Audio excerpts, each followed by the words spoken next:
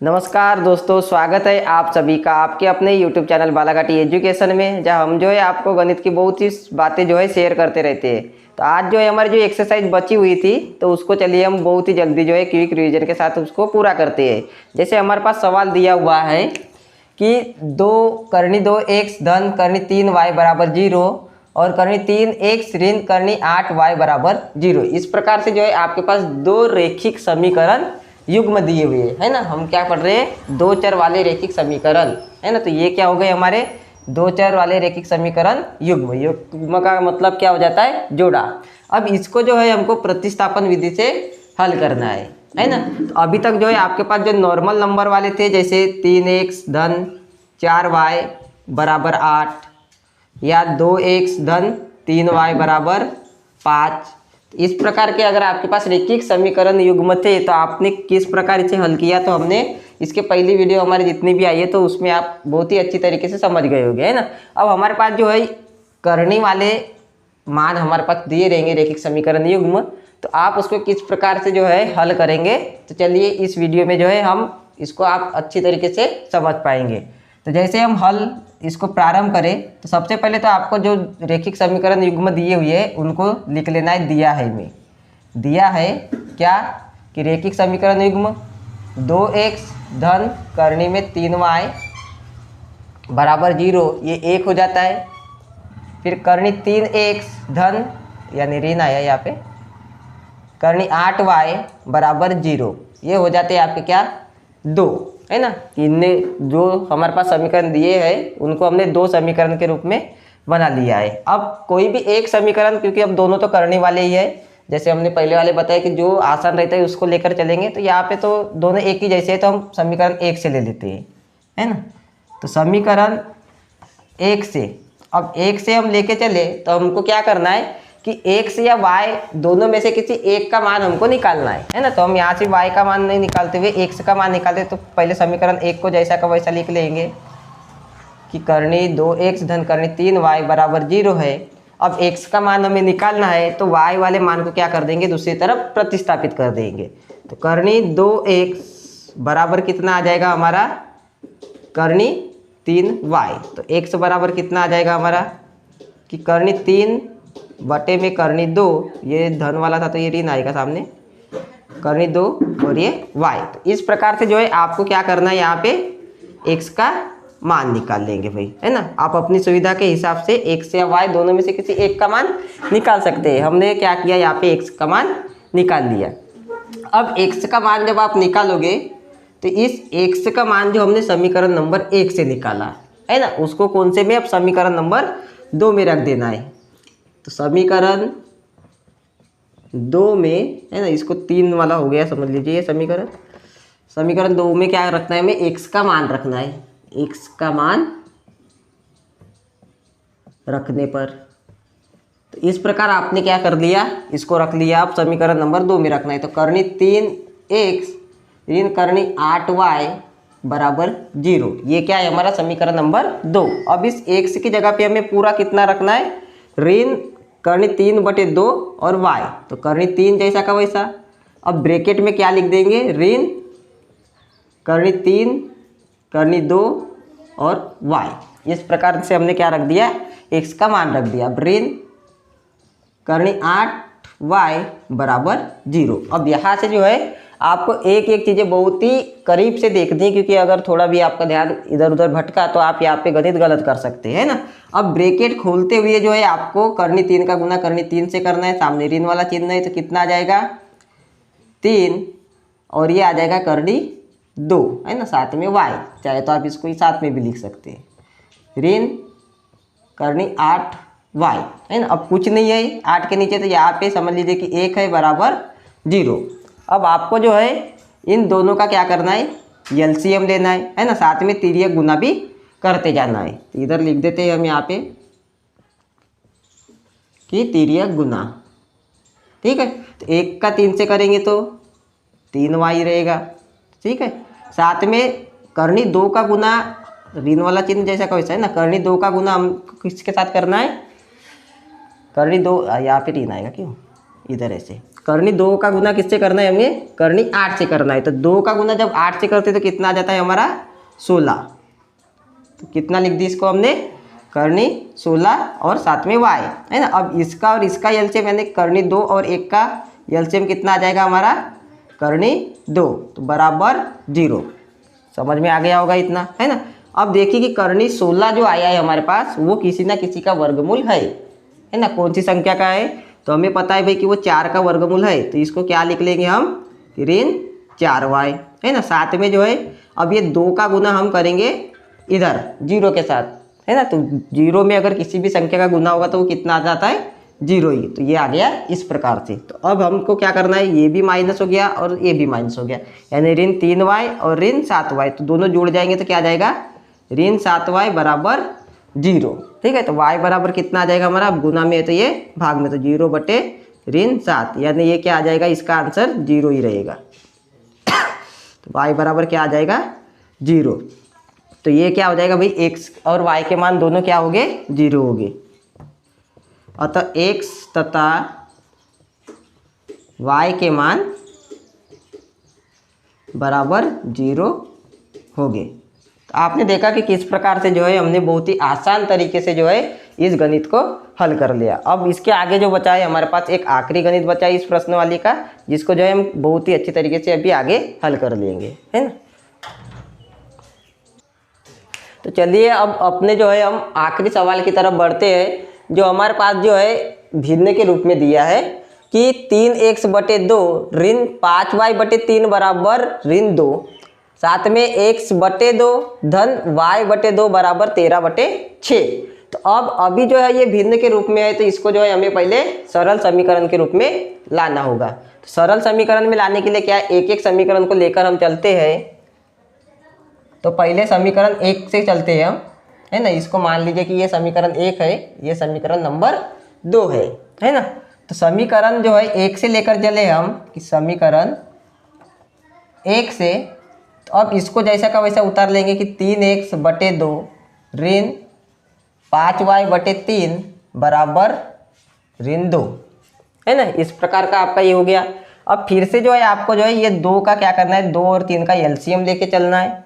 3 का गुना 3 से करना है और 2 का गुना 5 से करना है ना। इसको बोलते हैं तिर्यक गुना। तो पहले गुना कर लेते हैं कि 3 का गुना 3 से करेंगे तो 9x, बीच में ऋण का चिन्ह तो ऋण का चिन्ह लगा देना है। 2 का गुना 5 से करेंगे तो 10y। ठीक है, अब एलसीएम कितना है यार, 2 गुना 3 यानी कितना 6। ठीक है, बराबर अब ये ऋण 2 कुछ नहीं है तो यहाँ पे हम क्या लिख लेंगे, हर में 1। अब फिर से आपको तिर्यक गुना करना है। 1 का गुना इससे करेंगे तो वो उतना ही रहेगा, तो क्या आ जाएगा 9x ऋण 10y बराबर, अब 6 का गुना ऋण 2 से होगा तो कितना आ जाएगा, ये ऋण 12। इस प्रकार से आपका क्या आ गया, एक समीकरण नंबर 3 आ गया, है ना। या इसको आप दे या आगे भी हल कर सकते कि चलिए हम थोड़ा इसको आगे कर लेते कि यहाँ से जो है हम सीधा क्या कर लेते हैं, अब एक मान निकाल लेते x या y का। तो हम y का मान x का मान निकालेंगे तो 9x बराबर ऋण 12।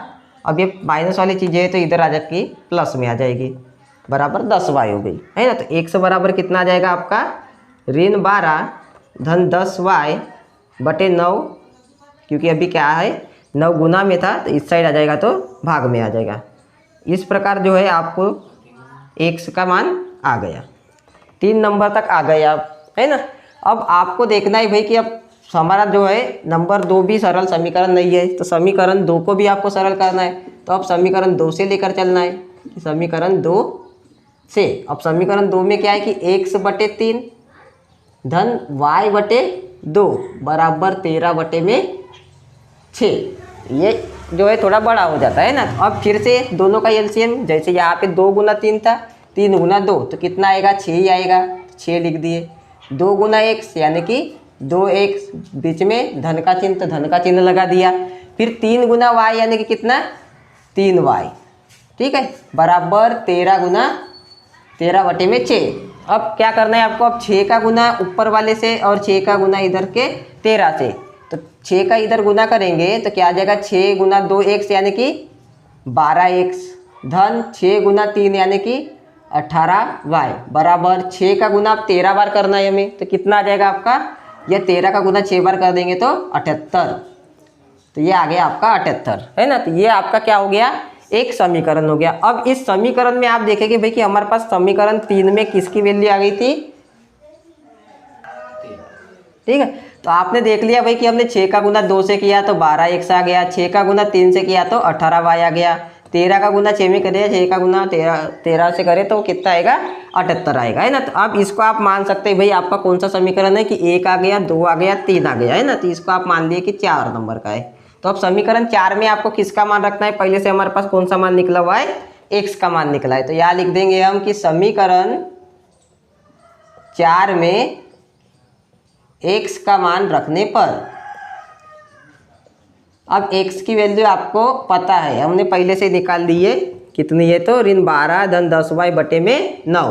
तो अब इस वाले में क्या लिख देंगे कि भाई 12 जैसा का वैसा x की जगह पे ब्रैकेट में लगा देंगे हम ऋण 12 धन 10y बटे में 9, फिर धन 18y बराबर 78, है ना। तो इस प्रकार से हो गया भाई। अब आपको जो है इस प्रकार का जब भी ब्रैकेट आता है तो वहाँ पे एक चीज़ जो है बहुत ही अच्छी तरीके से याद रखनी है कि आप देखेंगे कि जो पहला ब्रैकेट के बाहर नंबर है और जो हमारा बटे में नंबर है, अगर वो चीज़ अगर पूरी तरीके से कट रही है तो आप जो है इसको यहीं पे काट सकते हैं, है ना।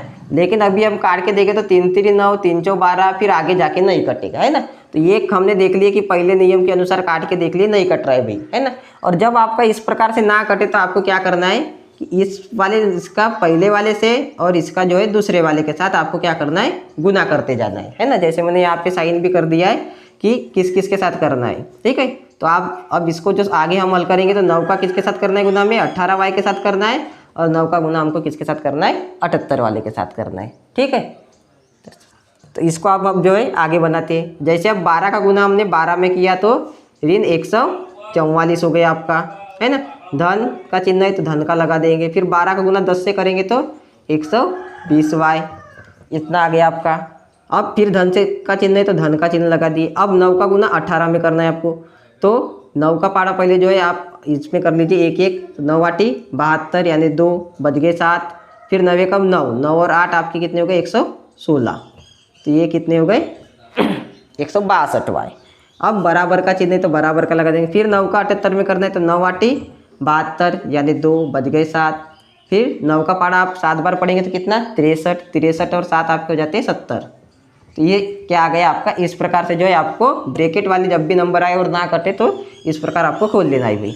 अब फिर से वही कि ABCD वाले नंबर को हमको एक साइड में रखना है और गिनती वाले नंबर को एक साइड ले जाना है ना। तो 162 और 120 को हम जोड़ लेंगे तो 0 और 2 हो जाते हैं हमारे 2, 6 और 2 हो जाते हैं हमारे 8, 1 और 1 हो जाता है हमारा 2, y है तो y, है ना। ये 2 को क्या कर लिया हमने आपस में जोड़ लिया। अब ये वाला जो है ऋण वाला है तो इधर आएगा तो धन में आ जाएगा, है ना। तो साथ में हम जोड़ते जाते हैं कि 4 और ये 2 कितने हो गए हमारे 6, 0 और 4 4, 7 और 1 8।